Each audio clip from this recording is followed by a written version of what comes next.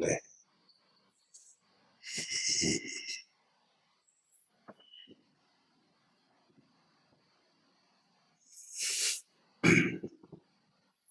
เอาทำเป็นไงเอาความจริงเป็นไงบ่หวั่นไหวกับคำคารหานินทาใดๆทั้งสิ้นของโลก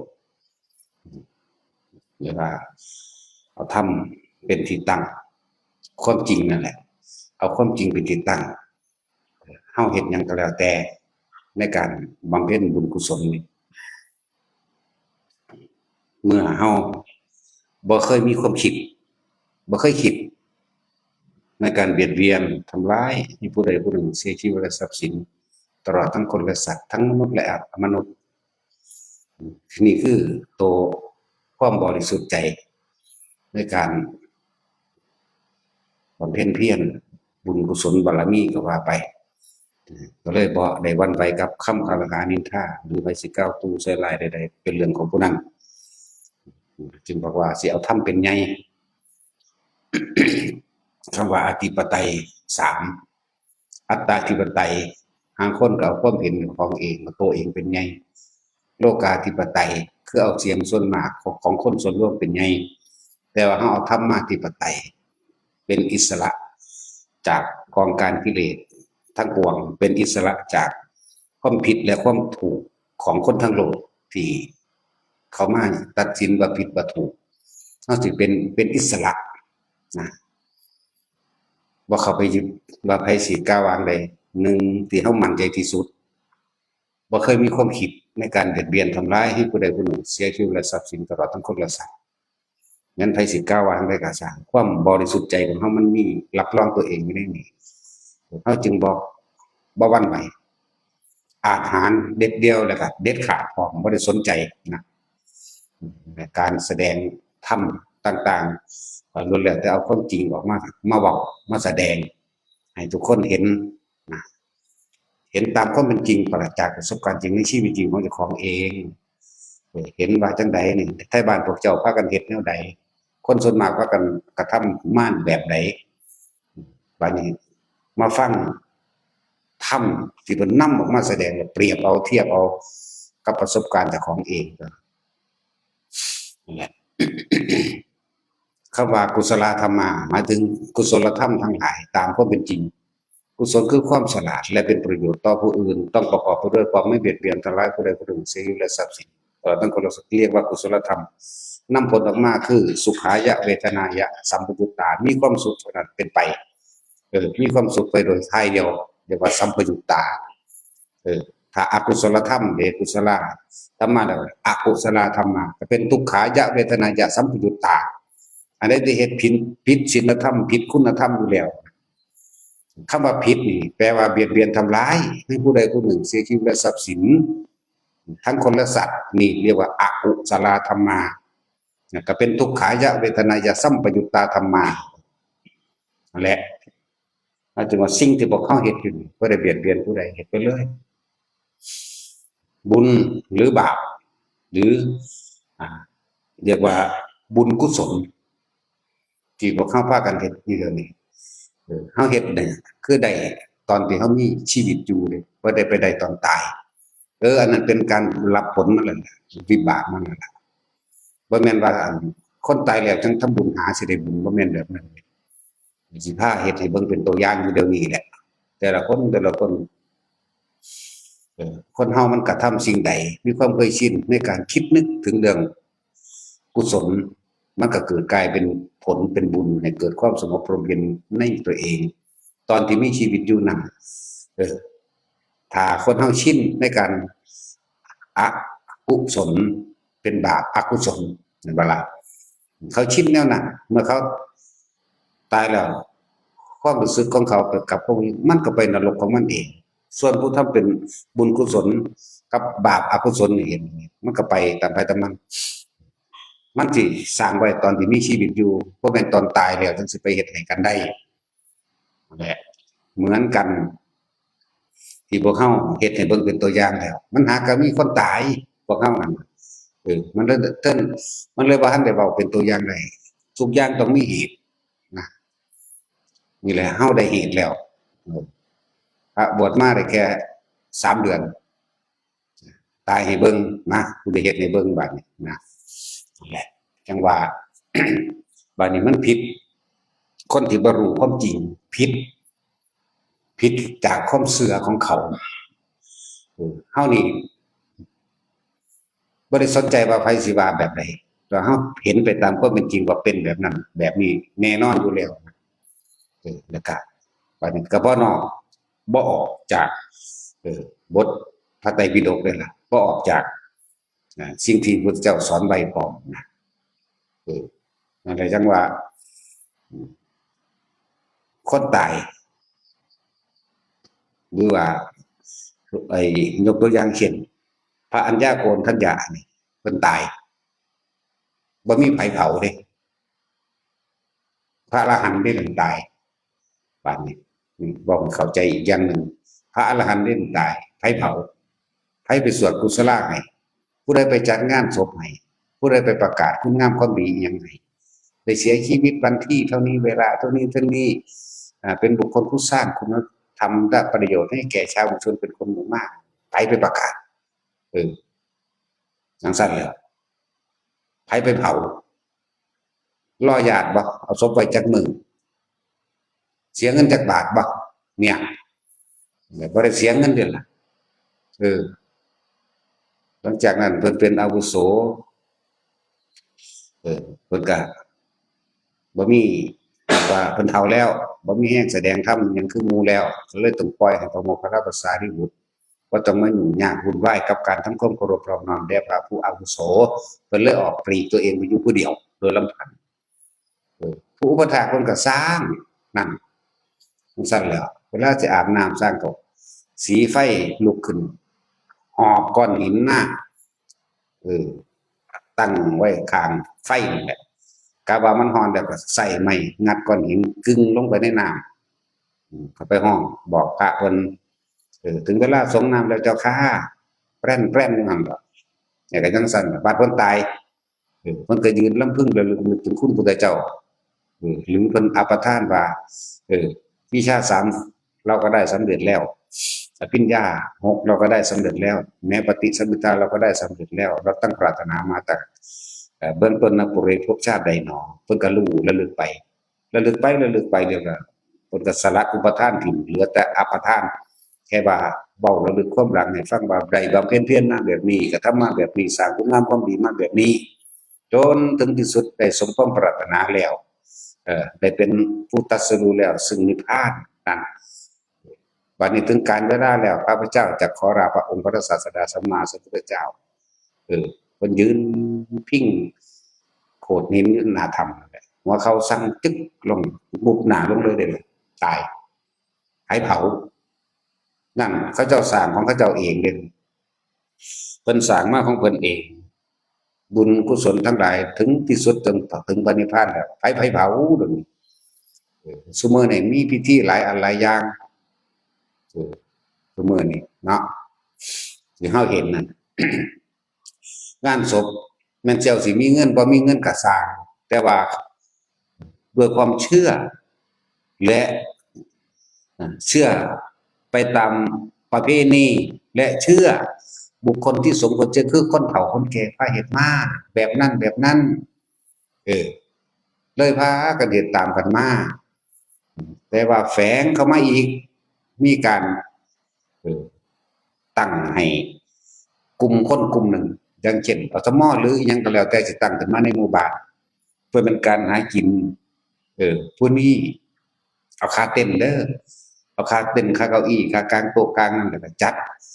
ดอกไม้เด้อร่วมกันผู้นี้เป็นโฆษกประกาศอันนั้นนี่เด้อ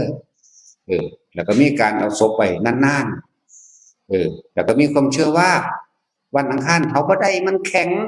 โอ้ยวันพระเผาได้มันบ่ดีวันนั้นวันนี้ดู5มื้อ6มื้อ7มื้อเขาเบิด7-8แสนเข้าได้บาดนี้มีเงินบ่มีเงินก็สร้างเพราะแต่ความบ่รู้ของสำหรับคนบ่มีเงินก็ได้ไปกู้มายืมมาเห็นบ่ไปกู้มาไปยืมมาเด้ผู้จ่ายเงินดอกก็มีซุมื้อนี้นั่นเอาดอกยังแพงอีกเฮ็ดจั่งใดจำเป็นสำคัญคือมีความเชื่อแบบตายใจว่าต้องเฮ็ดไปตามพิธีกับผู้เฒ่าผู้แก่พวกนี้พาเฮ็ดเข้าใจบ่ล่ะเลยเสียเงิน300,000 400,000เขาขนาดบ่มีเด้นั่นแหละเป็นความเชื่อเพราะทำตามประเพณีสืบต่อกันมาหนึ่งเชื่อเพราะบุคคลผู้นั้นในบ้านนั้นสมควรเชื่อเพราะเขาเฒ่าเห็นบ่ล่ะมันซั่นแล้วแต่ก็เสียงคนหมู่มากเห็นบ่นี่โลกาธิปไตยพวกจะเอาคนหมู่มากเป็นใหญ่ก็เลยปล่อยตามเขาเฮ็ดไปซื้อว่าสิแล้วงานศพ300,000 400,000แม่นบ่แต่คนมีเงินแหน่700,000 800,000นี่ก็ในระดับบ้านนอกเฮาบ้านอีสานเฮาถ้ามีเงินขึ้นไปอีกโอ้ยเท่าใดล้านแล้ว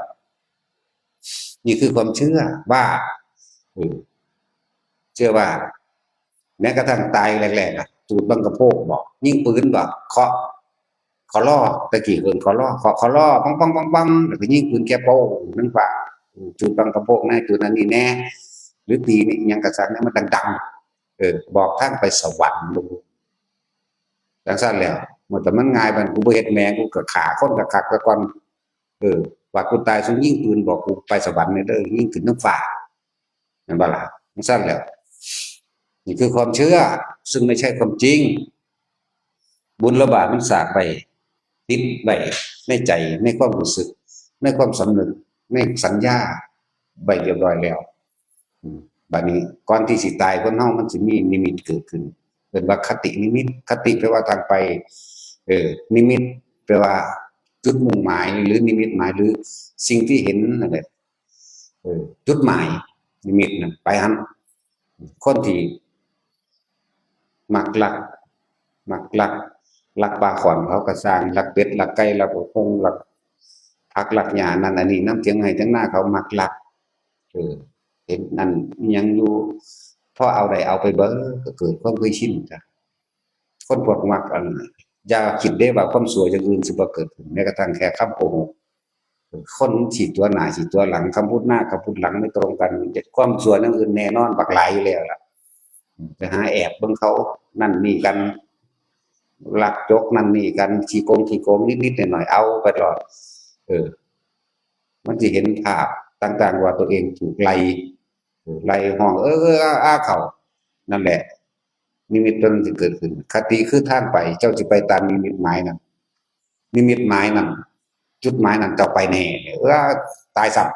ำพอดีก็ไปลงนรกเลยเด้อแล้วพวกยิงปืนตุ้มตามเพิ่นบอกมีทางสวรรค์เด้อพวกจังซั่นมันหากินบ่ขึ้นดอกเดี๋ยวก็บ่ร่ำบ่รวยหยังดอกบัดนี้ก็กรรมก็ส่งผลมากับลูกเต้าหลานทั้งทุกข์ทั้งยากคือแล้วครั้งเคยไปหายืมเงินยืมทองมาก็สิจัดงานศพ3 มื้อ4 มื้อเขาเอาเบิดไป300,000 400,000นำเขาเผาไปนั่นแหละกรรมเป็นเผ่าพันธุ์นั่นแหละกรรมตายาย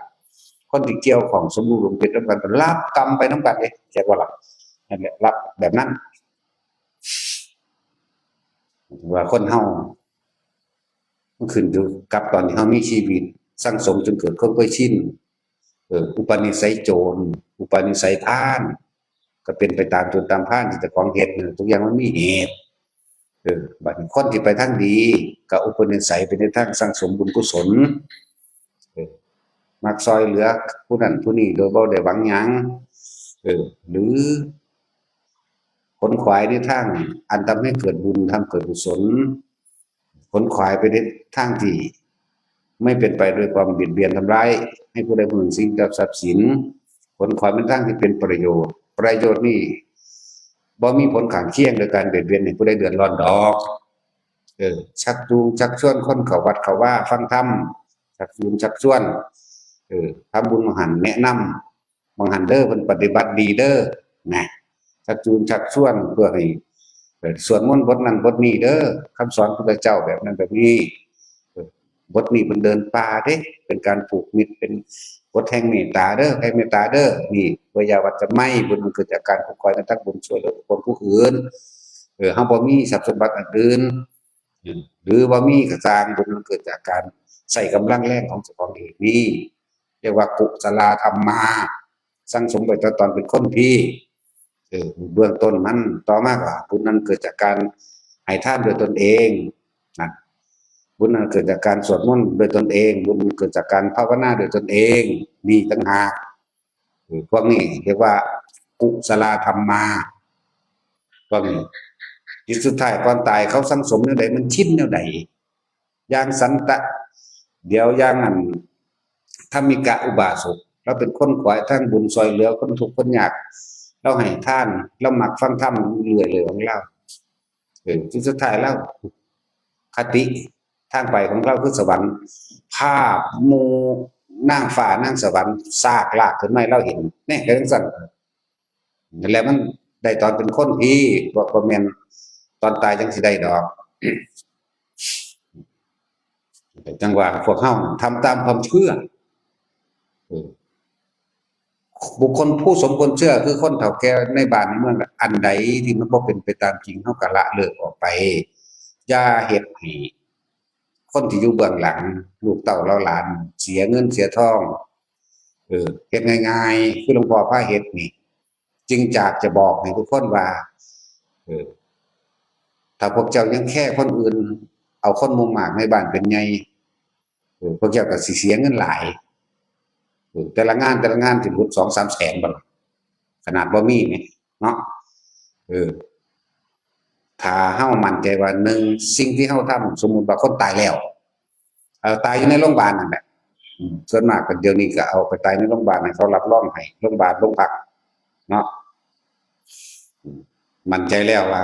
สิ่งที่เฮาเฮ็ดนี่บ่เป็นไปโดยการเบียดเบียนทำร้ายผู้ใดผู้หนึ่งสิ่งที่เกิดทรัพย์สินเว้ยบ่ผิดคุณธรรมบ่ผิดศีลธรรมดอกเว้ยเฮาบ่มีเงินบ่มีเงินสิไปจัดคือเขาเจ้าดอกจังซี่มาเอามาให้หลวงพ่อนี่เผาให้เอาฟรีพระมีเป็นร้อยเจ้ากันได้อีก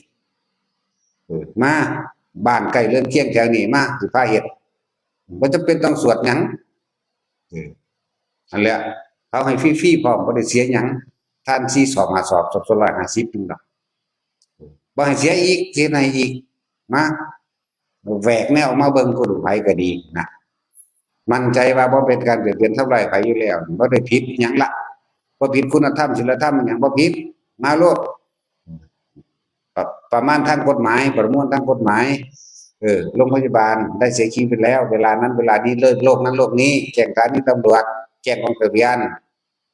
ให้เขาได้ไปตายมาเอาหลวงพ่อเขาศพพ่อศพแม่ศพญาติผู้ให้แน่ผู้ฝากบ่มีเงินสงเคราะห์แน่ก็ว่าไปเห็นบ่ล่ะตอนนี้ศพสูอยู่ไสอยู่โรงพยาบาลเดี๋ยวกูเอาเตาถ่านใส่ถ่านก่อนพอแต่ใส่ถ่านเรียบร้อยแล้วสู้ถ้ามันบ่ไกลเอารถไปรับให้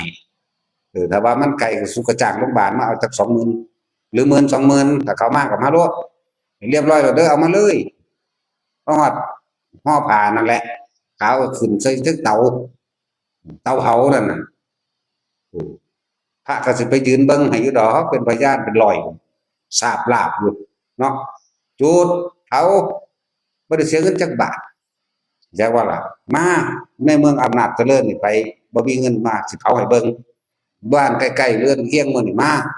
เฮ็ดให้ดอกเป็นให้ฟรีๆพวกเจ้าสิบ่เสียเงินจักบาทพวกเจ้าจึงบ่ไปยากไปพกไปผิดไปเถียงกันเรื่องผู้นั้นผู้นี้กินเหล้าเมายามาอาละวาดพวกเจ้าสิบ่ได้ยุ่งยากนำการเล่นไฮโลเล่นไพ่พวกเจ้าสิบ่ได้ยากแล่นซื้อเหล้าเพื่อสิเอาหน้าพวกกันนายกนายเย็กจักว่าล่ะพวกเจ้าสิบ่ได้ตะหมอบตอบขาใส่ผู้นั้นผู้นี้มันหาคู่กินพวกเจ้าเองจักว่าล่ะคนตายแล้วบ่ได้มีหยังขึ้นอยู่กับความคิดสุดท้ายคิดถึงหม้องใดกระทำอันใดไว้จนเกิดความ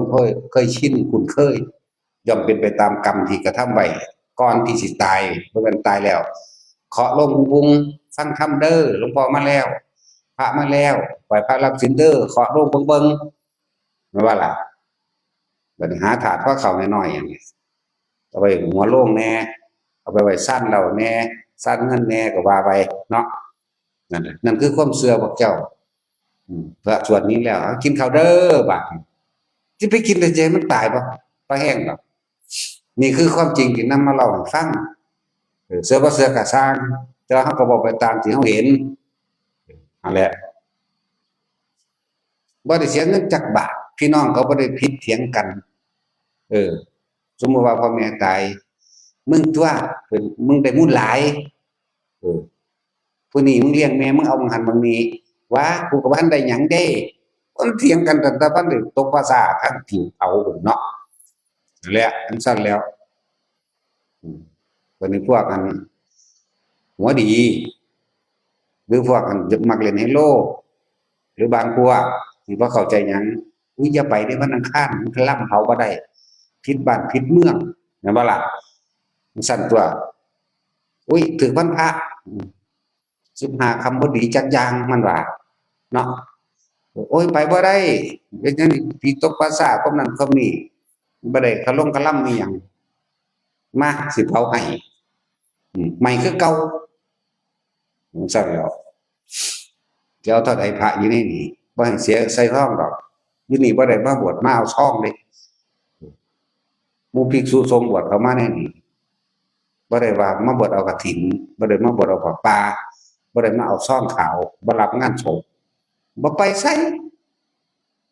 มุ่งหน้าตรงอย่างเดียวเบิ่งดูกำลังของพวกทรงชาติมันสิทรงพวกเจ้าได้อยู่บ่บ่ให้สวดหยังสู่ทรงชาติอย่างเดียวแล้วก็บอกอจิรังปัจจังกายโยนี่เห็นบ่นี่บอกคนเป็นไปเด้เอาสู่ไปพิจารณาเบิ่งเด้อสังขารทั้งหลายหาความเป็นแท้แน่นอนบ่ได้เมื่อตายแล้ววิญญาณไปปราดหมดความรู้สึกทางกายแล้วบ่ต่างกับท่อนไม้ท่อนฟืนไม่ต่างจากท่อนไม้ท่อนฟืนพวกสูก็สิคือกันเฮาก็สิคือกันเนี่ยอจิยังวจังกะโยอธิสิเสตุโตอเปตะบัญญันโนนิรัตถังวะกะลิงกะลังนี่เป็นบทหนึ่งให้เพิ่นว่านั่นว่าคือว่าให้เจ้าของเด้นั่นบ่ได้ว่าให้คนตายจักบ่ล่ะที่ว่านั่นแล้วต่อมาก็อนิจจาวัฏสังขาราวัฏวัฏธรรมโนปุจิตวรุจันติ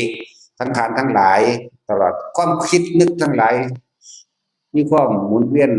เปลี่ยนไปแต่ก็หาความจริงลังอย่างยืนบ่ได้บ่มีหยังเที่ยงแท้แน่นอนความเข้าไปหยุดระงับในความอยากได้อยากดีอยากมีอยากเป็นหรือเอิ้นว่าหยุดสังขารเป็นความสงบอย่างยิ่งคำที่สองให้เขาพิจารณาตัวเขาเองคำที่สามสัพเพธัมมานารังอภินิเวสายะสิ่งทั้งหลายทั้งปวงมันก็เกิดขึ้นทั้งหลายแล้วบ่ควรเข้าไปยึดมั่นถือมั่นก็ปล่อยมันไปเสียนั่นคำบาลีที่ว่าไปสามศัพท์มีคำแปลที่สอนคนเป็นบ่ได้สอนคนตายคนตายแล้วนั่นมันสิเอาหยังไปสอนมันก็ตายเมื่อวิญญาณไปปราบหมายถึงตายเบิดความรู้สึกทางกายแล้วเป็นดุจดั่งท่อนไม้ท่อนฟืนนี่และบอกให้พวกเจ้าผู้ใดว่าอันถ้าพวกเจ้ามั่นใจนะว่าบ่เป็นการเดือดเดือนทำลายผู้ใดเสียชีวิตหรือทรัพย์สินเจ้าสิอยู่เชียงใหม่เชียงรายลำปางลำพูนโอ้ยบ่มีเงินเฮ็ดค่าศพดอกกูตายแล้วเฮ็ดจังได๋น้อจ้างรถโรงบาลมา 2-3 หมื่นแต่ว่าถ้าพวกเจ้าไปเผาอยู่ในบ้านเจ้าอีก 2-3 แสนนั่นบ่ซักต่างกันบ่ล่ะเออมามาหาหลวงพ่อเผาให้แน่บ่ยากพระอยู่หมู่สงฆ์อยู่ในนี่ทรงชาติเป็นเบิดอาศัยกำลังชาติพาพวกเจ้าไปนี่แหละจึงบอกว่าผู้ใดตายก็ตายก่อนหลวงพ่อถ้าซ้ำก็มีชีวิตอยู่แต่ถ้าหลวงพ่อตายแล้วตัวไปตัวมันบ่มีผู้ใดมาบายพวกเจ้าแบบนี้เด้เนาะหรือญาติตายก็บอกว่าแม่ซี่พวกนี้ญาติตายหลวงพ่อตายก็สิสมน้ำหน้ามันสิไปฮอดไสวะเนาะบ่ได้ญาติเด้นี่เดี๋ยวนี้ก็ได้เด้ก็โลดมันดีนั่นแล้วซั่นแล้วเลยจังว่าบัดพวกเจ้าฟูว่าอยู่ภาคใต้นราธิวาส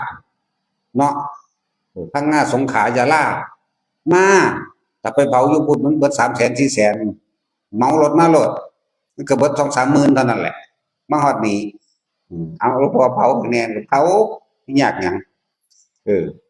พวกนี้ก็ได้ธรรมะได้ความจริงของชีวิตพวกนักบวชทั้งหลายเหล่านี้อีกอย่างหนึ่งก็หมู่ภิกษุสงฆ์ทั้งหลายเหล่านี้อาศัยกำลังชาติว่าไปตัวเนาะนั่นแหละว่าหาตั้งแต่ไปสวดยังได้ดอกบ่สวดยังก็ได้คือเก่านั่นแหละนั่นแหละจังว่า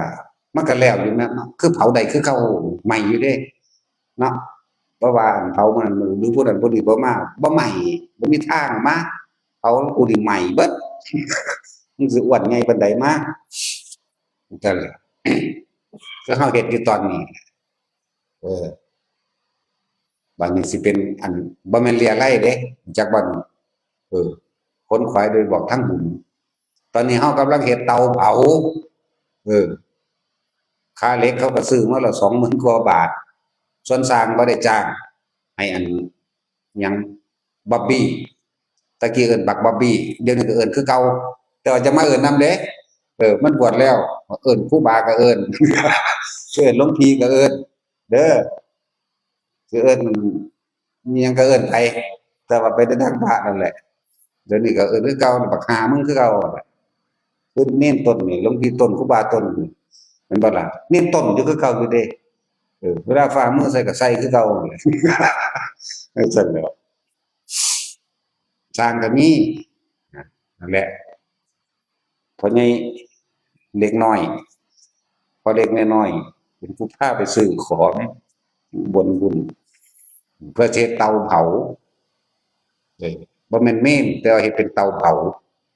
ผู้ใดที่ได้เคยเบิ่งไปแล้วก็แบบนั้นแหละผู้ใดที่เบิ่งเฮาถ่ายทอดสดหรือว่าแชร์ไปแล้วเฮ็ดไปแล้วแบบนั้นและเผาให้เบิ่งแบบนั้นแหละเผาเฮ็ดแบบนั้นแหละว่าเตาเผาบ่แม่นเมนน้อยถ้าคนอ้วนใหญ่แน่ก็สิบ่ทัน5-6 ศอกถ้าคนสำเร็จสำนึกจ้อยๆก็3-4 ศอกสักประมาณนี้แน่บ่ได้เปลืองเลยล่ะสิเตาเผาและใหม่อยู่เด้ล่ะผู้นั้นเขาสิเว้าว่าพระตายซ้ำเด้พระเด้นั่นตายบ่แม่นภิกษุธรรมดาอย่าว่าบ่แม่นคนตายเด้พระนั่นแหล้วเอาให้เบิ่งแล้วเด้ล่ะใหม่อยู่ญาติมาบ่ทันซ้ำตั่วญาติเขาเจ้าอยู่ไสอยู่หนองคายเนาะ คือญาติเขาเจ้าส่วนใหญ่นั่นน่ะมีญาติที่นี่บวชเพิ่นก็บวชคือกันนะเพิ่นก็ผู้มาเฝ้าส่วนใดบอกก็เลยผู้ว่าตีบหรือหยังนี่ล่ะผู้ใดตีบผู้ใดเรื่องผู้ใดยังชื่อเขาใดมันหลายจังซั่นแหละญาติเขาเจ้าเดินทางมาทางนี้เผาเรียบร้อยยามเช้ามาไปเคลียร์ขี้เถ้าอยากได้กระดูกเอาไปเพราะว่าทางเฮานี่คือเอาไปใส่อันเป็นไว้นำเงาไม้แหมเอาเฮ็ดเป็นปุ๋ยได้บ่ได้เอาไปบูชาได้สิบอกให้เอาใส่เงาม่วงแหน่ใส่เงาบักฮุ่งแหน่เฮ็ดปุ๋ยนั่นเด้จั่งซั้นแหล้วมันจังบอกเออบ่ได้ผิดหยังจักว่าล่ะถ้าทางกฎหมายผมเจ้าก็ไปโรงพยาบาลเซ็นรับรองแล้วแจ้งทางโรงพักสถานีแล้วเออก็ให้ทางรถโรงบาลเวลมาก็ได้ตั่วเนาะมาเผาหลวงพ่อนี่เผาให้ดอกย้านหลายเผาฟรีพร้อมจั่งซั้นแล้วแต่อันพวกเจ้าเด้อบอกแล้วผู้ประกาศไปแล้วพวกเจ้าสิอยู่ภาคใต้ภาคเหนือภาคอีสานภาคกลางหรือทั้งฟ้าก็สร้างถ้าอยากให้เผามาเอามาอยู่ใต้ดินก็ทำอยู่อเมริกาก็เอามาได้ทั้งนั้นแหละพวกเจ้าเสียมาเอาเองเด้อล่ะค่ารถค่าเครื่องบินก็แล้วแต่พวกเจ้าเด้แต่ว่านี่เผาให้นั่นแหละว่าสิเฮ็ดให้ดอกขนาดพระอรหันต์ตายหลายองค์มันยังบ่ได้ไปเผาเพิ่นนี่เพิ่นนั่งพระอรหันต์ก็ในโบราณมานี่ก็ดีสมัยพุทธเจ้ามีชีวิตอยู่บางองค์เพิ่นนั่งง่ายกว่าเก่าอีกเพิ่นก็เผาเอาเองเลยคือพระอานนท์เผาเจ้าของเองกลางอากาศเด้เออเข้าสู่ไตรโชคสินอธิษฐานไว้เรียบร้อยหอวึดขึ้นไปกับไฟก็เผาใหม่เป็นกระดูกออกมาแยกไว้เมืองเทวทหะมั่งแยกไว้เมืองกบิลพัสมั่งพระราหุลนั่งบ่ยากเลยหายไปเลยเสียไปเลยเพิ่นเบื่อหน่ายคนหลายเพิ่นขี้เดียดพูดเผาตัวเองดาวดึงธรรมดาบ่นั่นแหละให้บ่มีคนเผาเลยพระอัญญาโกณทัญญะเขาสร้างได้เป็นผู้เผาแม่สร้างมันสิสวดว่าจังได๋เด้อซั่นตัวของเพิ่นสวดเอาเองมาแต่เพิ่นบ่ทันตายแล้วเพิ่นเฮ็ดเอาเองเบิดแล้วยังก็ดีอะไรจังบ่สิ้นจังบ่เปลืองเด้อเงินมันหายากสิช่วยเหลือพวกเจ้าอีกทางหนึ่งเอามีลูก2-3คนหรือ5คนหรือ10คนขี้ที่หลายก็ตามหรืออยากประหยัดหรืออยากอิหยังก็แล้วแต่ไปเผาของพ่อของนกนาเอาว่ะออกค่ารถกันคนละ500คนละ1,000 2,000ก็มาติล่ะเนาะเท่านั้นเด้อล่ะแล้วผู้ใดอยากกันร่วมสร้างเตาเผาก็บริจาคมาโลดในมันนั่นแหละคนละบาท2 บาทสร้างเตาเผาพร้อม แต่ก็สิเฮ็ดอิหยังคล้ายๆกับมนต์ดบพอได้กันฝนซื่อๆดอกเฮ็ดเป็น4เสาเป็น4แก่ขึ้นมาเฮ็ดข้าวหม้อไว้ซื่อๆนั่นแหละอีกอย่างหนึ่งเท่านั้นก็ส่วนนั้นพระพุทธรูปเฮาสร้างในนามของอุเทสิกเจดีย์สร้างอุทิศถวายเพื่อระลึกถึงคุณของพระพุทธเจ้าก็สั่งทางร้านเขาอยู่สุพรรณบุรีให้เขารอมาองค์หนึ่งพระแก้วใสขาวใสและจะร่วมก็ร่วมบ่จักร่วมก็สร้างจะเอาไปตั้งไปเป็นพระประธานอยู่ในหม้องนั้นเอาพระพุทธเจ้าล่ะเป็นประธานอยู่หม้องข้างๆกันกับเตาเผาเฮานั่นแหละผู้ใดเห็นแล้วก็สิรู้จักคือดอกผู้ใดเห็นเฮาเผาอยู่นั่นรู้จักดอกว่าเอาไปตั้งไว้หม้องใดนั่นก็สิใส่กระจกแก้วแก้วพลาสติกครอบไว้หรือเฮ็ดมันดบใส่นะองค์น้อยๆบ่ได้ใหญ่ดอก60นิ้วนี่แหละผมนั้นราคาโดยประมาณ150,000นั่นแหละบ่ประมาณล่ะเอาเน็ตโลดส่วนเตาเผาเขาก็จ่ายค่าเหล็กค่าหลาไปแล้ว20,000กว่า20,000เท่าใดล่ะ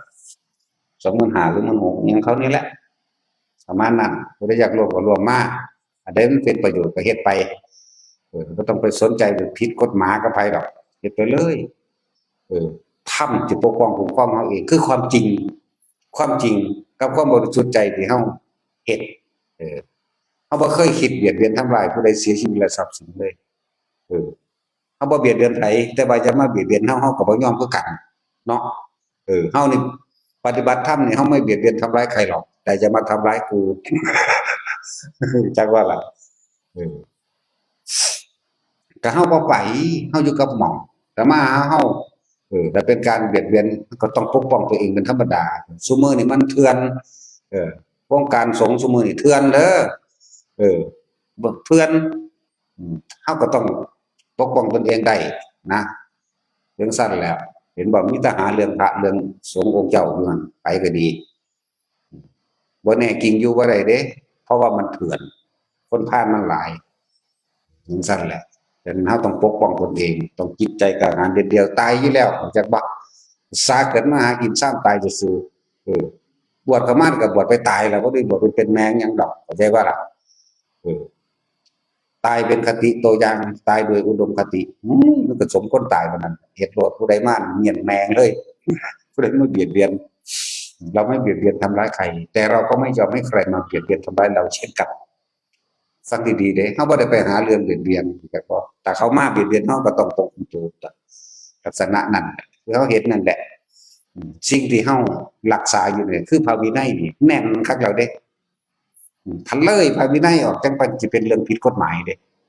แต่เรื่องพระวินัยมันแน่นคักเราเด้ไม่จักว่าล่ะบวชประมาณนี้เฮาเฮ็ดตามพระวินัยเออเฮาเฮ็ดตามพระวินัยเฮาเฮ็ดตามธรรมเฮาเอาธรรมเป็นใหญ่เออเรื่องสั้นเด้สิมาหาเรื่องอันนั้นนี่กับเฮาบ่ได้เออเว้าอยู่ตลอดโอ้ยเมตตาโง่ๆมันบ่เอาล่ะที่จริงบ่โง่ดอกแต่เบิ่งไปแล้วอ้าวมันบ่ได้คนพาลสันดานหยาบแต่เฮาบ่จัดการบ่ได้เด้และให้เห็นตัวอย่างอย่าย้านแต่บาปหลายเออบ่ต้องย้านบาปเจตนาเฮาบ่มีคนละอย่างกันนี่แหละ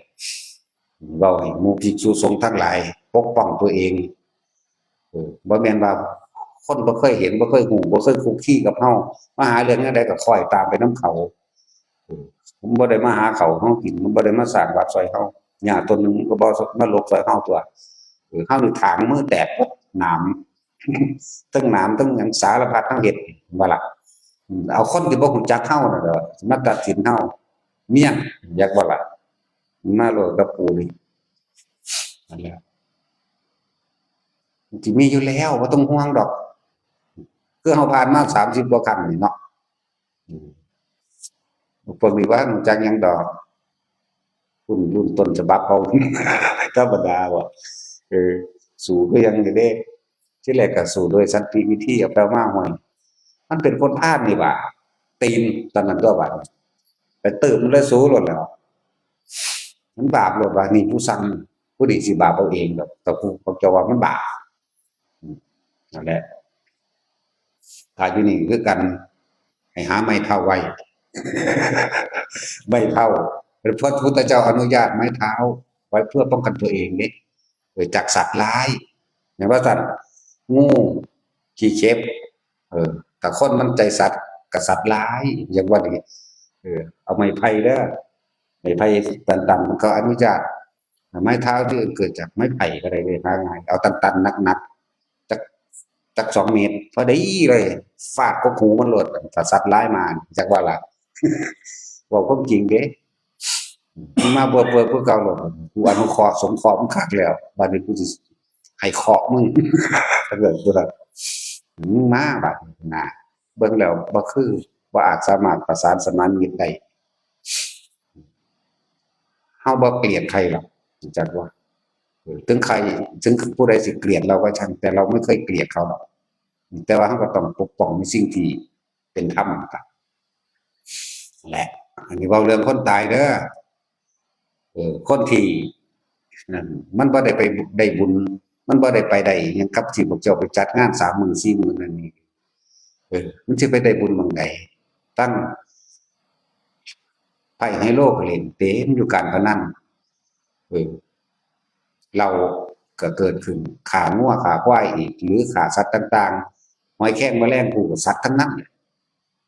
สั่งอันนั้นมาสั่งนี่มาเป็ดมาไก่มานั่นนี่มาแม่นบ่สัตว์คิดดิคนตายสิไปได้บุญหม้องนั้นมันบ่ได้เดะ จิตสุดท้ายความคิดของเขาที่คิดถึงเรื่องใดเล่าใดไปแล้วผู้เคยสร้างบุญก็ไปทางบุญไปทางสุคติโลกสวรรค์ไปมนุษย์และสวรรค์ไปสู้สร้างบาปอกุศลลงเปรตมั่งสุรกายมั่งเดรัจฉานมั่งไปแล้วมันบ่มาได้ตนนี้เด้จังซั่นแหละแล้วแต่ว่าอยากสิ้นเปลืองเอามาความเผาให้พระอันบ่แม่นพระดอกให้พวกเขาบวชมาเอาซ่องนั้นเบิดงานแหมเออมันรุ่นแต่คนตายได้แต่ละมื้อมันบ่มีเงินซื้อเลขเนาะมันรุ่นสิไปงานศพเขาเด้ก็ไปเอาหอสักอนิจจาพวกคนเป็นเจ้าอาวาสหออนิจจามันเอาผู้เดียวอย่างมันซ่องใหญ่มีเงินในหั่นหลายให้เขาปฏิบัติธรรมให้เขาปฏิบัติตนเองนะเว้ยบ่แม่นหลอกลวงคนพาคนถูกข์เก่าๆจักบ่พาคนถูกข์เก่าๆโอ้อดเอาไว้จัก7 มื้อ8 มื้อแหมนี่มันคิดไปหั่นอีหลีเด้อเออเขาแจกซองสวดกุศลาแล้วก็มีไปรับจ้างจักวันนี้นักร้องเอานักร้องไปร้องเอาค่าจ้างส่วนต้นแบบโอ้ย100เดียวนี่แม่มึงเอ้ยเด้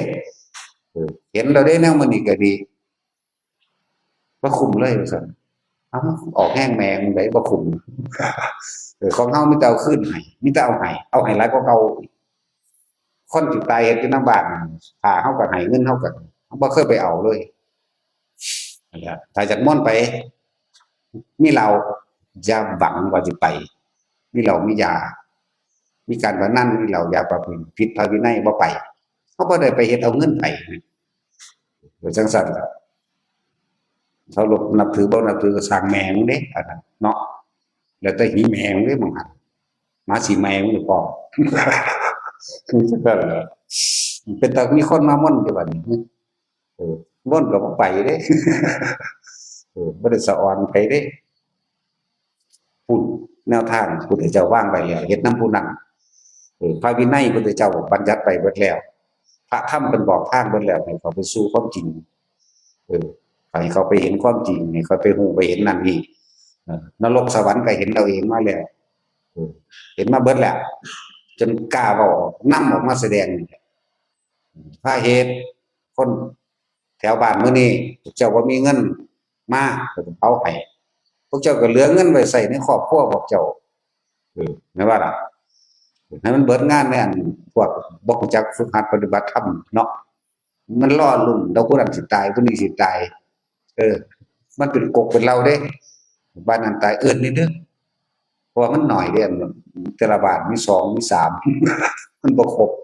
เชื่อสิได้พอ10บ้านวัด7 8บ้านไว้เชื่อได้อันหมู่อันภิกษุนักร้องทั้งหลายพอ10น่ะเขาบ่ได้เอาธรรมะเขาบ่ได้เอาความจริงนำบอกสอนพวกเจ้าแม่นบ่ล่ะบ่ได้เฮ็ดอีหยังบวชเข้าไปแล้วก็ดีบ่รู้จักพระวินัยอีหยังเด้นั่นบ่รู้จักธรรมหยังเด้นั่นยิ่งบวชเข้าไปหาบอกหวยบอกเบอร์จังซั่นจังซี่โอ้ยถ้ามึงแน่จริงคือบ่บอก24งวดโลดเนาะปีหนึ่งมันมี12เดือนมันออกเดือนละ2เทื่อก็24ตัวนั่นแหละของประเทศนี้บอกเขียนให้อากๆเลยของประเทศนั้นประเทศนั้นประเทศนั้นบอกมันออกแบบใดก็บอกไว้เลยบอกฮอดคนขายพุ่นบอกว่ามันขายอยู่หันสว่างสั่นใส่เสื้อสีน้ำสู้ไปซื้อหม้องหันโลดพุ่นแหมตำทาเฮ็ดนิ้วมืองอกๆแง่งๆยังกุดกินขี้ทูนี่กูได้แม่พวกมันบาดนั่นนั่นแหละนี่แม้ความจริงที่เอามาเว้าให้ฟังหรือพวกดูดวงดูหยังดูหาพ่อหาแม่มึงบอกเจ้าเกิดวันหยังให้มันเขียนวันดีปีวันเดือนปีเกิดนี่เนาะมันคือบ่เว้าไปโลดแต่มันฮู้สั่นตัวมันคือบ่ดูตัวเองน่ะนั่นแหละพวกขายของตุ้นของขลังของเขิงหยังหาเอ้ยพวกเฮ็ดว่าก่อนตายเบิดแล้วมันพากันเฮ็ดอยู่เราตามความเป็นจริงนี่ถ้ามันกันได้มันอันนี้เลยพระพุทธเจ้าเฮ็ดแล้วเด้เพิ่นเฮ็ดแล้วสักลิงสักลายสักเสือพญาครุฑพญานาคข้างคกสักขี้เกียมขี้กระป๋อมอีแขแม่งโหดแม่งงอดขี้เข็บแม่งบ่ซั่นสาริกาลิ้นทองซะสักนั้นสักนี้พุทธเจ้าเฮ็ดก่อนแล้วแต่ว่าโอ้มันได้อีหลีนี่เพิ่นก็บอกพระโมคคัลลาไปเป่าแล้ว ไปพุทธาภิเษกแล้วพุทธเจ้าก็นั่งโคโมอยู่โมคคัลลาเธอยังพุทธาภิเษกให้เราหน่อยคือบ่บาปเนาะไรสาระบ่กล้าเว้าความจริงสิเว้าหยังพระไตรปิฎกสักเล่มหนึงมันก็อ่านอยู่บ่นั่นแน่บทต่อมาแล้วเพิ่นก็บอกแนวอยู่คันธาธุระคือหยังก็ศึกษาคำสั่งสอนของพระพุทธเจ้าศึกษาพระวินัยว่าวิปัสสนาธุระเมื่อศึกษาดีแล้วก็ออกฝึกหัดปฏิบัติตนเองเพื่อให้เห็นความจริงของตนของสัตว์โลกว่านี่ได้ล่ะของเพิ่นสอนบ่แม่นว่าให้ไปหาหวยบ่แม่นว่าให้ปลุกเสกเลขยันต์บ่แม่นว่าไปดูดวงบ่แม่นว่าให้ไปหาฤกษ์งามยามดีขึ้นบ้านใหม่แต่งการแต่งงานก็ไปหาฤกษ์คนแต่งงานมันเป็นสังฆาทิเศษมันสิรู้จักแม่มันหยังแต่ตัวเองแต่งตัวเองก็ยังบ่ได้รู้เรื่องอยู่ชีโปโอโหดเอดเฮ็ดรู้จักบ่ล่ะนี่คือเอาพระวินัยเตือนกันเด้บ่แม่นเอาดีใส่ตัวเอาชั่วให้คนอื่นคือมันผิดพระวินัยคือมันผิดธรรมผิดความเป็นจริงฟังให้มันเป็นสูสิวางแล้วก็สร้างหิแม่สูคือเก่าล่ะว่านี่ก็เลยประเด็นกันอยู่แล้วเนี่ยอันแล้วบวชออกมาแล้วมันอยากขังอยากศักดิ์สิทธิ์เด้อยากเป็นผู้พิเศษนั่นแหละอาศัยความเชื่อต่างๆแล้วพาเขาเฮ็ดไปทั่วที่ถ้าเฮ็ดได้พระพุทธเจ้าพระอานนท์พระโมคคัลลาพระสารีบุตรพาเฮ็ดแล้วเพิ่นบ่ได้พาเฮ็ดมีแต่ถิ่มมันเป็นคนถิ่มเบิดแล้วณเมตตาเด้อจักเมตตาก็ซอยเหลือคนแม่นบ่ซั่นซอยเหลือคนเว้าดีมีกิริยามารยาทอ่อนน้อมถ่อมตนเป็นผู้คนที่มีสัมมาคารวะหยังว่าไปเถอะให้คนเมตตาแสดงความจริงใจออกไปจังซั่นแหล้วอันนี้คาถาเรียกลาภเบิ่งดูโอ้ย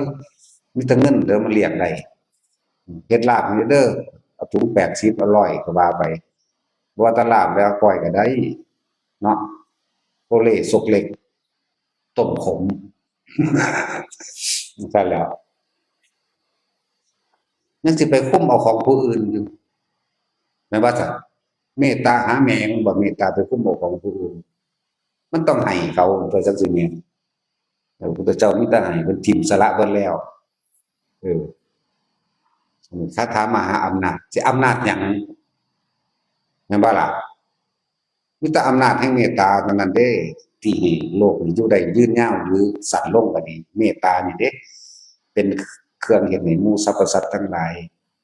อยู่ร่วมกันโดยสงบสุขอำนาจแห่งเมตตาเท่านั้นเมตตากรุณามุทิตาและอุเบกขานี่นึงเด้ตัวนี้ต่างหากเด้นี่เอานี่คาถามหานิยมเอานี่คาถาอำนาจสิไปข่มไผแม่นบ่ล่ะสิไปข่มไผเดี๋ยวนี้พุทธเจ้าบ่ได้สอนว่าจังซั่นมีแต่ว่าอานิสงส์แห่งเมตตา11อย่างนอนก็ไปหลับดีตื่นก็หลับดีบ่ฝันร้าย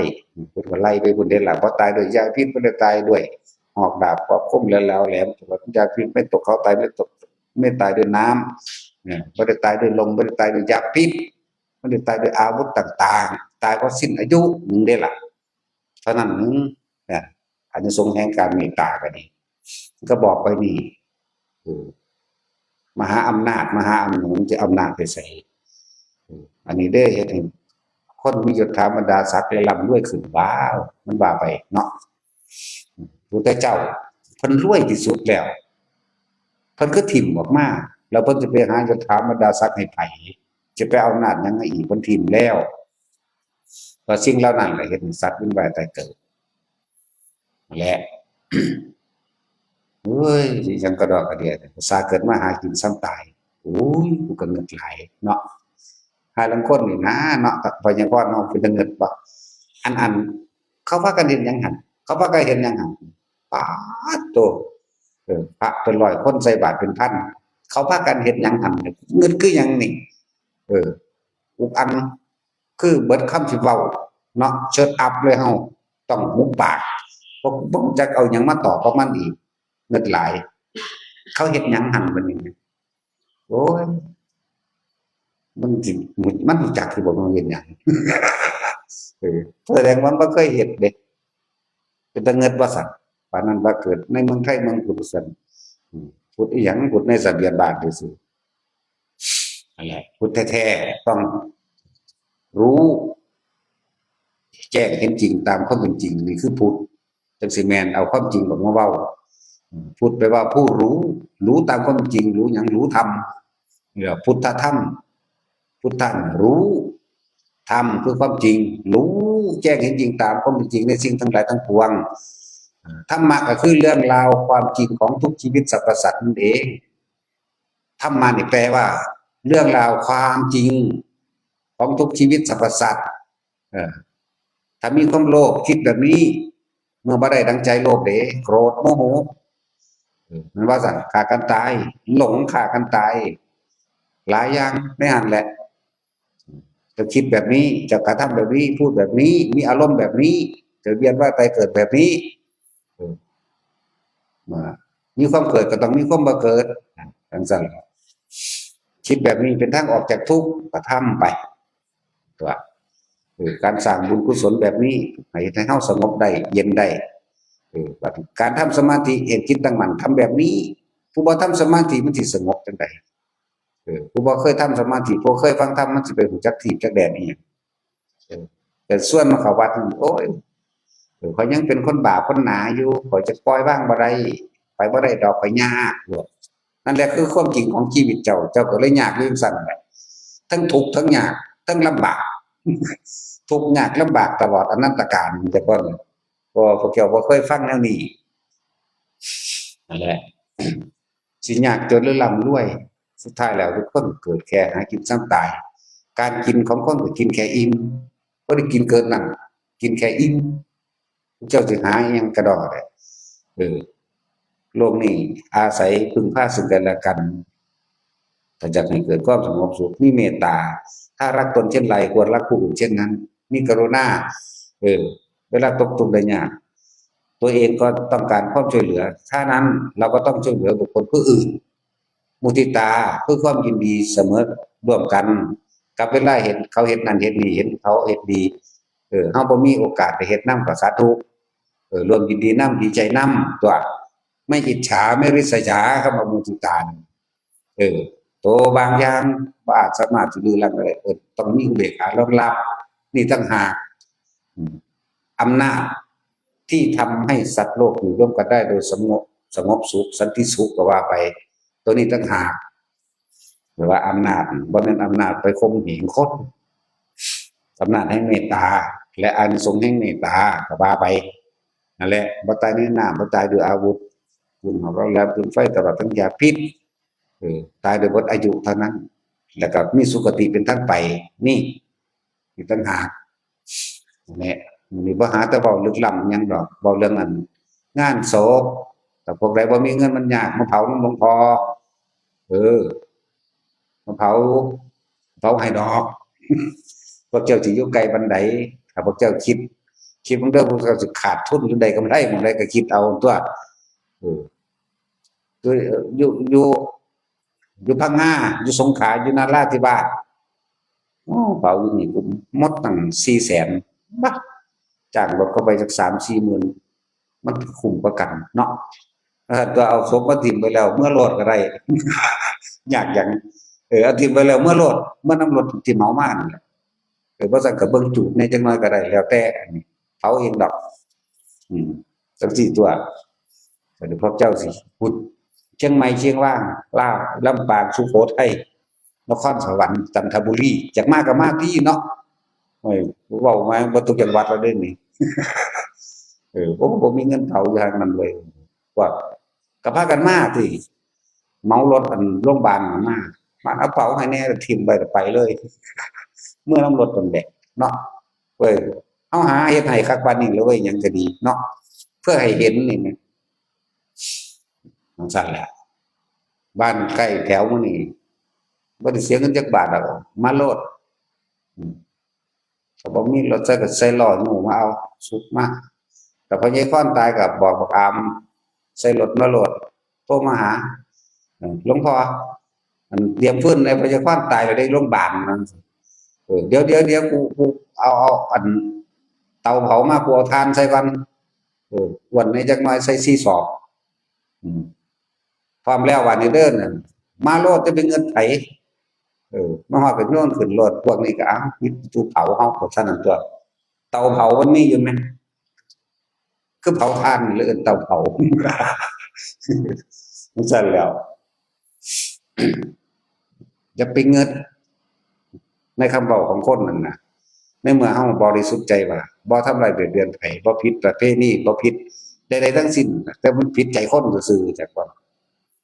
มันบ่ได้ไปสวรรค์หรือตกนรกอย่างนำผิดประเพณีหรือถูกประเพณีเด้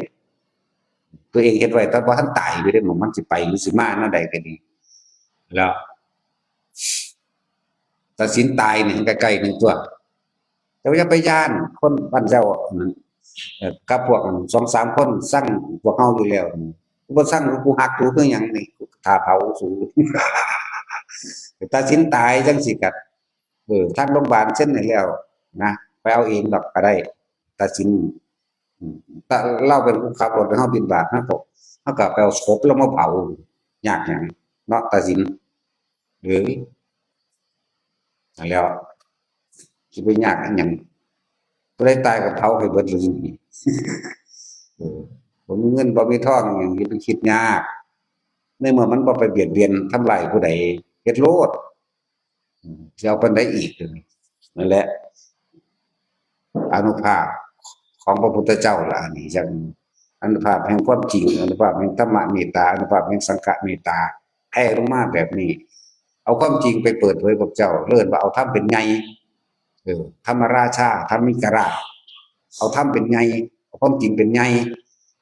บ่ได้เกรงใจคนพาลจักบ่นี่เฮ็ดไปเลยบ่ได้สนใจมันสิคอขาดบาดตายก็มันขาดโลดพุ่นนี่เนาะบ่ได้ไปเบียดเบียนไผแหมนั่นแหล้วพวกนาคมันฝึกขานนาคอยู่ว่ากันบ่เห็นขึ้นมาเขาฝึกขานนาคอยู่นั่นบ่นึกว่ามันลอยหนีหมดดินหนีแล้วบ่ธรรมดาเด้อพอดมาบวชเอาอีกบักหนึ่งไปใส่หนีแต่ตี3พุ่นว่าซั่นมาบวชขับรถเว้าเองโอ้แสดงว่ามันเตรียมหนีไว้แล้วธรรมดาบ่อืมมันคือดึงคนเข้าโรงฆ่าสัตว์นี่เด้การบวชเนาะก็แม่นตัวมันบืนมันต้องฝืนเด้รู้จักบ่ฆ่าสัตว์คิดว่าเขาของเป็นคนดีบ่คิดว่าของเป็นมนุษย์เป็นสัตว์ประเสริฐบ่นั่นแหละการบวชนี่เหมือนกับการดึงสัตว์เข้าโรงฆ่าสัตว์เนาะบ่เข้าใจก่อนสัตว์เบิดเด้นี่จักบ่นี่สิบ่ทันว่างหยังได้เห็นบ่ล่ะสัตว์เด้อุ้ยดึงคนเข้าโรงฆ่าสัตว์ประหัตประหารอีหลีเด้พวกเจ้าต้องใจเด็ดเดียวเด้จังสิอยู่ได้เนาะคือเฮาต้องฆ่าสัตว์ในตัวเฮาเองเด้แม้ว่าซั่น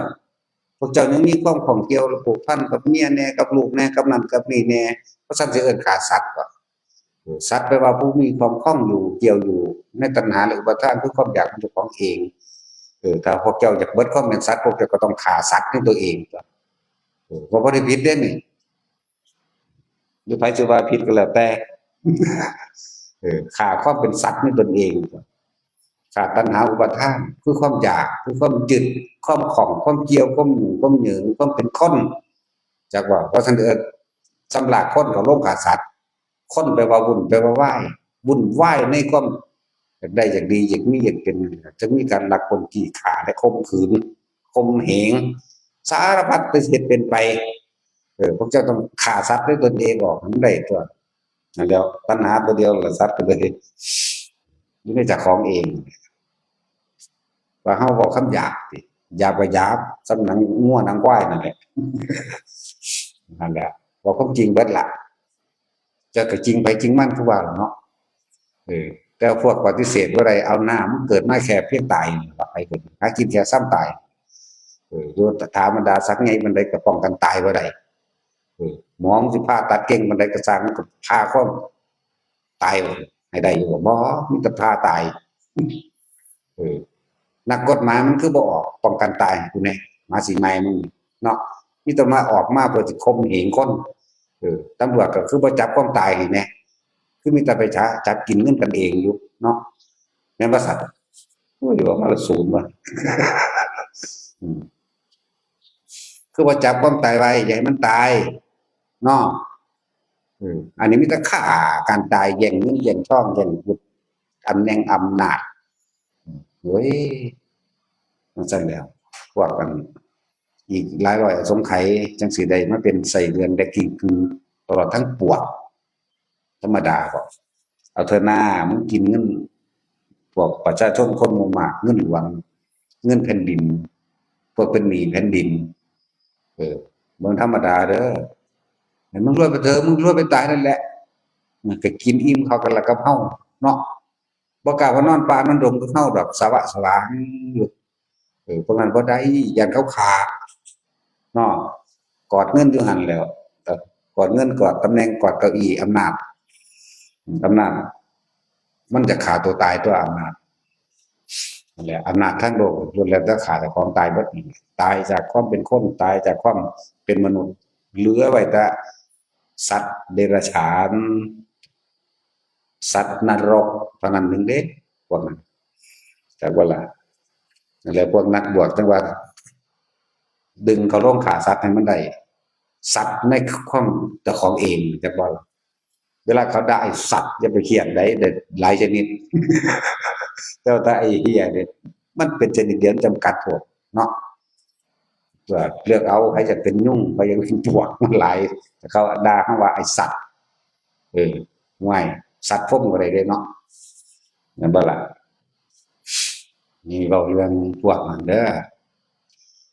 คนที่เอาของแผ่นดินไปของหลวงกินงบประมาณก็สร้างหรือคอรอแคแลกับปูนสอบหนึ่งอิฐหินปูนทรายหยังก็แล้วแต่ตะปูดอกหนึ่งก็สร้างก็จะเป็นหนี้เป็นตามนั้นถ้าคิดได้ก็พากันชำระหนี้แผ่นดินหนี้แผ่นดินเพิ่นพาเฮ็ดดอกมันสร้างถนนหนทางเป็นอันการดำเนินความสะดวกสองไปร่วมการสร้างโรงพยาบาลจังซี่หรือซื้อรถพยาบาลก็ว่าไปนี่เป็นการชำระหนี้แผ่นดินสร้างอะไรที่มันเป็นสาธารณะโรงเรียนสำหรับคนหมู่มากโรงเรียนมื้อนี้ก็ได้เออ หลายอยู่แล้วอันแนวมื้อนี้ถนนบ่ถนนก็แม่นเฮาก็เฮ็ดอยู่แล้วสะพานข้ามแม่น้ำต่างๆแล้วก็ที่พักริมทางนี่ต้องเป็นของหลวงนี่ว่าซั่นก็จังซี่นี่ผู้ใดคิดได้ก็ชำระหนี้แผ่นดินซะเออให้มันออกจากความบริสุทธิ์ใจว่ากูเฮ็ดจังซั่นอีหลีแล้วก็ค่อยเฮ็ดไป5บาท10บาท20บาทก็เฮ็ดไปตัวเออแต่ว่าพวกนั้นรวย100ล้านหมื่นล้านพันล้านมันบ่ฟังเฮาดอกมันก็สิมีแต่หาวิธีมาฆ่าเฮาน่ะบักห่ามันคือเว้าความจริงแท้เด้อันเด้บ่ได้ย้านเด้แต่มันย้านมันสิเฮ็ดบ่เนาะผู้เกษตรกรถามเขาบ่ย้านเอ้าโอ้ยถ้าเขาย้านเขาสิเฮ็ดบ่ซั่นแหล้วก็คิดเบิ่งแหน่เออคือเขาถามว่าเขาเจ้าพากันเฮ็ดหยังหั่นคนใส่บาตรกักๆมันบ่รู้จักว่าเขาใส่บาตรวะเนาะอิหยังเหลืองๆนั่นก็มันสิว่าไปหั่นเด้บัดนี้อิหยังคนคือเอาอิหยังใส่ไปในกระโปนั่นมันสิว่าไปหั่นเนาะจังซั่นแหล้วเบิ่งเฮาต้องหุบปากเลยอยากหัวเด้อบัดนี้แนวนี้กูก็มีแหม่มึงว่าหนักกว่าหินอีกคือมันบ่จักหยังหัวซั่นตั่วบ่มีแนวสิเว้าเลยเว้ากับก้อนหินมันยังสิผุอยู่อันนี้เว้ากับหยังบุหน้าที่แม่มันนี่พ่อแม่บ่สั่งสอนจั่นจ้ะและพวกเป็นหนี้แผ่นดินพวกข้าราชการบ่รอดจักคนเออว่าดีที่สุดก็คือเอาไปเฮ็ดงานส่วนตัวของเอาเวลาราชการไปเฮ็ดงานส่วนตัวของเจ้าของแม่นบ่ล่ะจั่งซั้นเด้อแต่ว่าพวกจังซั้นเขาก็รู้จักความอยู่เดะเขาก็ชำระของเขาเดะเขาก็มักทำบุญเดะแม่นบ่ล่ะจั่งซั้นตั่วนั่นแหละมันถึงมีน่ะว่ามีสงฆ์เดะมีสงฆ์หนักกว่าหนี้แผ่นดินเดะสิบอกให้เออสงฆ์นี่เป็นผู้สืบทำคำสอนอันบริสุทธิ์ของพระพุทธเจ้ามาแล้วก็มาสร้างธรณีสงฆ์เป็นแผ่นดินสงฆ์สร้างศาลาเป็นวิหารทานธรรมเพื่อรองรับผู้มาปฏิบัติธรรมล้วนแล้วแต่เป็นประโยชน์อันออกจากโลกประโยชน์อันออกจากความไม่กลับมาทำร้ายเบียดเบียน กับบุคคลผู้ใดอีกบ่มาแย่งเงินแย่งงานก็ไปบ่มาแย่งผัวแย่งเมียก็ไปบ่มาฆ่าสัตว์ลักทรัพย์ก็ไปเข้าใจบ่ล่ะบ่มากินเหล้าเมายาฆ่ามนุษย์ก็ไปนี่ต่างหากคือมันพ้นไปเลยมันเลยหนักกว่ากันอันนั้นยังว่าเป็นการบำรุงเลิกเพื่อป้องกันกิเลสอยู่ดอกแต่ว่ามันก็ดีอย่างหนึ่งมันเป็นสาธารณประโยชน์บ่แม่นสาธารณกุศลสาธารณประโยชน์กับสาธารณกุศลคนละอย่างเด้บางครั้งมันเป็นสาธารณกุศลเป็นไปด้วยความไม่เบียดเบียนทำลายให้ผู้ใดผู้หนึ่งชีวิตและทรัพย์สินนี่คือความฉลาดและความหมายเรียกว่าสาธารณกุศลนั้นสาธารณประโยชน์คำว่าประโยชน์แล้วถ้าไปจะใส่ทั้งใดได้ทั้งทำร้ายเบียดเบียนก็มีเนาะมันบ่ได้ขึ้นอยู่กับตัวนั้นมันขึ้นอยู่กับใจของคนผู้นั้นแต่ว่าเฮาเฮ็ดทุกปีอยู่แล้วเรื่องสร้างพระสร้างพระเพื่อเป็นอุเทสิกะระลึกนึกถึงคุณงามความดีของพระพุทธเจ้าเป็นบุญดังว่าธรรมเจดีย์ก็ว่าแล้วอุทิศตนสนองคุณพระองค์ก็ว่าเพิ่นบ่เอาดอกที่จริงแต่ว่าตัวเฮาเองสำนึกระลึกนึกถึงบุญคุณแต่บ่มีเพิ่นก็บ่มีเฮามื้อนี้จังซี่นะเรียกว่าถวายเป็นพุทธบูชาธรรมบูชาสังฆบูชาพุทธบูชาก็บูชาพระพุทธเจ้าผู้เพิ่นนำความจริงออกมาแสดงคือพระธรรมพร้อมบูชาพระสงฆ์มีที่เขาเจ้าสืบทำคำสอนมาคือสมัยนี้เฮาว่าที่สุดก็คืออีพญบัวหลวงตาบัวจนะสัมปันโนเป็นที่สุดนั่นแหละนี่คือที่สุดของเฮาเข้าใจบ่ล่ะองค์อื่นๆก็เคารพอยู่หั้นบ่แม่นที่สุดก็เป็นธรรมดาคำว่าพ่อแม่ครูอาจารย์บ่แม่นบ่เอาตามเว้าสืบๆกันเด้มันต้องออกจากใจออกจากความจริงออกจากความย่อมหมอบหรือย่อมให้เพิ่นราบคาบให้เพิ่นเด้มันถึงจะเอิ้นได้อันนี้เว้าเคารพสูงสุดเคารพแม่บ่ยังหนีจากกูก็ยังหนีบ่ล่ะอันนั้นก็ไปเว้าพื้นกูเคารพหาพ่อหาแม่หาพ่อหาแม่แล้วว่าปัญหามันเกิดนี่เนาะพระแม่ครูอาจารย์มันบ่แม่นคำเว้าเล่นๆเด้คำนี้ก็ออกจากหลวงตานั่นแหละนั่นคือเพิ่นถึงของเพิ่นอีหยังคักๆเด้อคำนี้เพิ่นถึงของเพิ่นเคารพเพิ่นยอมเบิดชีวิตแล้วกับหลวงปู่หมันเพิ่นจึงออกจากความบริสุทธิ์ใจสุดใจของเพิ่นเฮาก็บัดนี้เฮามาเฮาบ่เห็นหลวงปู่หมันเฮาก็จะเคารพแต่ว่าเฮาก็ได้มารู้มาเห็นหลายอย่างครับเพราะว่าอีพญบัวนี่หลวงตาบัวบ้านตาดนี่เป็นผู้ตบผู้ตีผู้ถีบสู้ซุแนวล่ะมันยอมเด้บ่แม่นธรรมดานั่นแหละถึงว่าจะหลวงตาเป็นที่สุดหลวงตาบัวเด้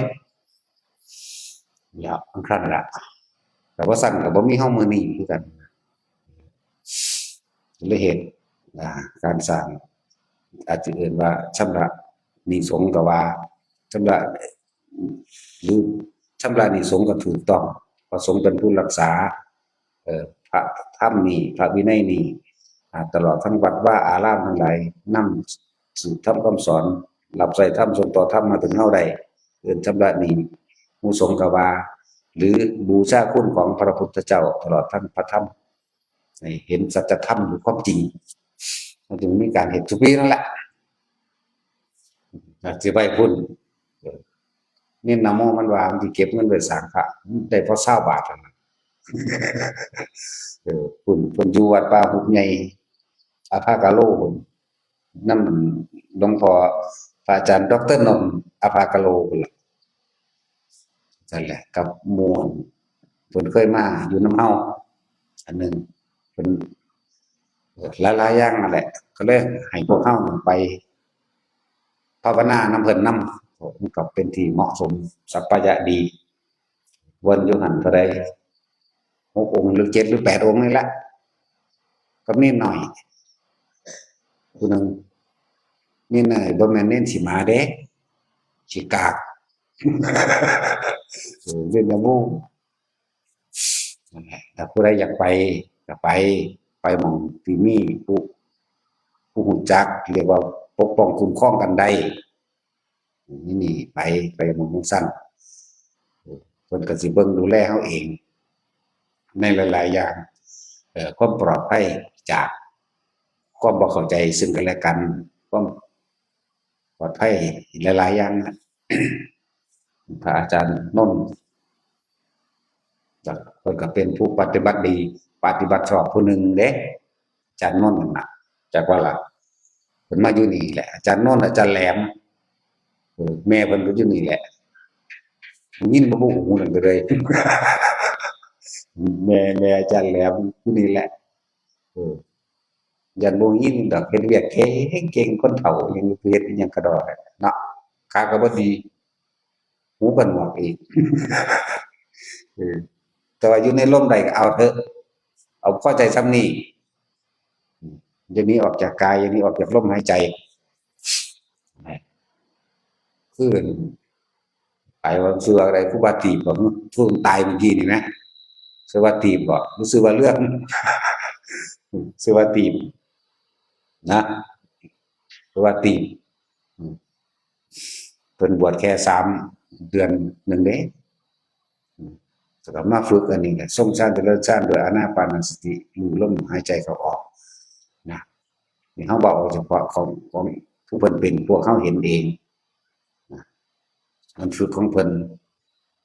เริ่มต้นมาเรื่อยผิดมั่งถูกมั่งผิดมั่งถูกมั่งอยู่มั่งบ่อยู่มั่งหมายถึงอยู่กับลมหายใจอยู่มั่งบ่อยู่มั่งอยู่กับอุณาโลมอยู่มั่งบ่อยู่มั่งเฮ็ดไปเรื่อยของเพิ่นนั่นแหละบัดสุดท้ายมันก็ฟังทำไปนำเด้ฟังทำไปนำจังว่าอานิสงส์แห่งอานาปานสติของเพิ่นเองก่อนที่สิตายในมื้อหนึ่งกระวนกระวายเรื่องนั้นเรื่องนี้สารพัดบัดนี้พวกไปเฝ้านั่นแหละเอาเปิดเสียงธรรมให้ฟังหลวงพ่ออันนี้แหละหรือสิฟังหลวงพ่อได้ก็ได้ทั้งนั้นแหละก็สิว่าย่องเจ้าของแต่บ่ย่องเจ้าของก็บ่ไผบ่ย่องแม่งเอาเองตัวเนาะเห็นบ่ล่ะเอฟังไปว่าเกิดความผ่อนคลายเห็นตามความจริงยอมรับความจริงคนเรามันเกิดมาหากินแค่ทรัพย์ตายมึงสิเอาหยังก็ดอกถ้ามึงยังห่วงแบบนี้มึงก็จะไปเกิดกับสิ่งที่มึงห่วงจิตสุดท้ายคือความคิดไปถึงผู้นั้นผู้นี้คิดถึงลูกมันก็เป็นเหตุให้ไปเกิดกับลูกเรียกว่าจิตมีที่ตั้งไล่ไปผ่อนคลายได้บัดปุ๊บมื้อใหม่มากินข้าวได้20กว่าคำพวกเขาก็ยังกินบ่ได้หลายปานนั้นเด้เนาะ20เท่าไร27 28คำมันแม่นบ่ของเขากิน7 8คำเด้แล้วละอิ่มล่ะนั่นมันผ่อนคลายจิตมันผ่อนคลายมื้อก่อนที่สิตายก็ผ่อนคลายเข้าไปอีกอยู่กับลมหายใจอยู่กับลมหายใจแม่นปู่เพิ่นเป็นผู้เปิดเฝ้าดังกรักเพิ่นว่าที่แรกเว้าก็เว้ากันเขาก็ถามกันแบบว่าคือเพิ่นว่าเพิ่นบ่ย้านตายแล้วผมบ่ย้านตายแล้วผม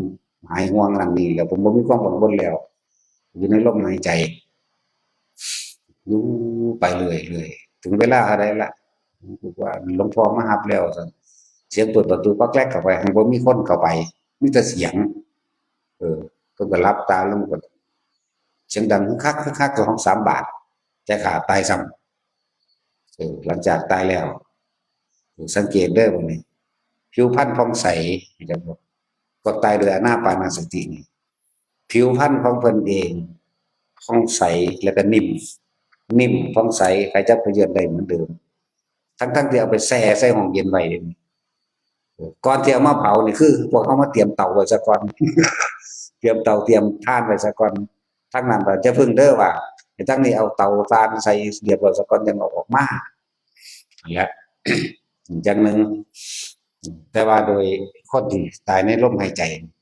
ผิวพรรณเพิ่นนิ่มผ่องใสออกผิวออกสีเหลืองเหลืองก็แม่นเหลืองหุ้ยๆเด้เหลืองไข่เทียนนะแล้วก็สังเกตอีกอย่างหนึ่งเด้อ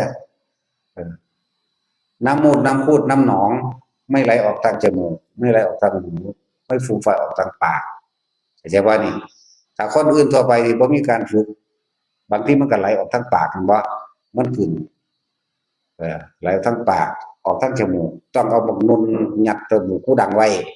ยัดหูไว้บ่ล่ะนี่คือคนนอนหลับธรรมดานี่เด้จับเบิ่งมองหันมันนี่ก็เฮ็ดแขนไปมาก็จับให้เบิ่งอยู่ได้ล่ะมันก็เลย นี่เห็นบ่นี่เฮาก็เอามือเฮาไปวางมือนี่เห็นบ่นี่มือคนตายโดยอานาปานสติเป็นแบบนี้เหลืองแบบนี้ผิวพรรณผ่องใสแบบนี้เนี่ยเทียบมือเจ้าของเองเบิ่งแล้วก็จับเบิ่งนิ่มนวลดีที่แรกก็เอามาพับหน้าอกไว้เขาก็ดึงออกไว้กลางดึกก็ยุ่งไปหั่นเอาเข้าก็ได้เอาออกก็ได้ไปจับเบิ่งแข้งเบิ่งขานิ่มนวลดีนี่แหละเอิ้นว่าพระตายสบายๆธรรมดาคือคนนอนหลับเพราะงั้นเขาบ่กล้าจับซื่อๆดอกพวกผู้หญิงน่ะเขาย้านบาปจักศพบ่มีผู้หญิงผู้ชายแล้วทนไม้ทนฟืนแล้วเนาะย้านบาปไม่แล้วถ้าไปคิดเดี๋ยวดีมันก็บาปตัวเนาะไปจับเบิ่งซื่อๆได้คือเก่านั่นแหละอันจังหวะนี้คือคนที่ตายโดย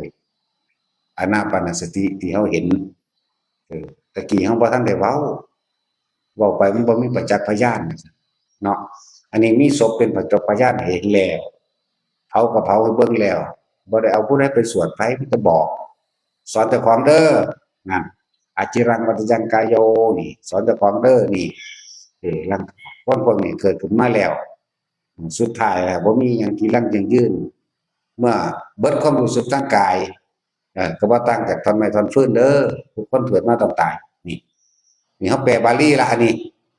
แปลภาษาเข้าใจง่ายๆทั้งสั้นแล้วต่อมาก็บอกว่านี่เด้ออนิจจาวัฏสังขาราความคิดทั้งหลายของคนเวียนไปหมุนไปหมุนมา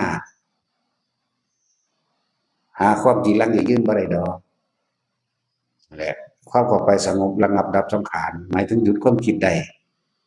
ก็เป็นสุขจริงๆตัวแล้วก็มาสรุปยอดให้ทำทั้งหลายทั้งปวงคือสิ่งทั้งหลายทั้งปวงบ่ควรเข้าไปยึดมั่นถือมั่นสัพเพธรรมานารังอภินิเวสายะอัตยอดธรรมมันอยู่เหนือธรรมอยู่เหนือโลกคำเบาแต่เท่านี้นึงได้ละให้พระว่าก็ว่าสอนเจ้าของอันนี้บ่ได้ไปว่าสอนผู้ตายผู้ตายมันก็สิเผามันบ่มีวิญญาณมันได้รับรู้หยังแล้วหมดความรู้สึกคำว่าวิญญา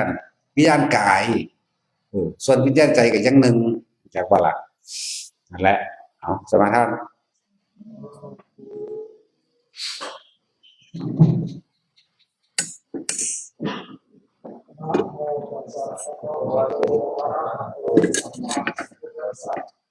นะโมตัสสะ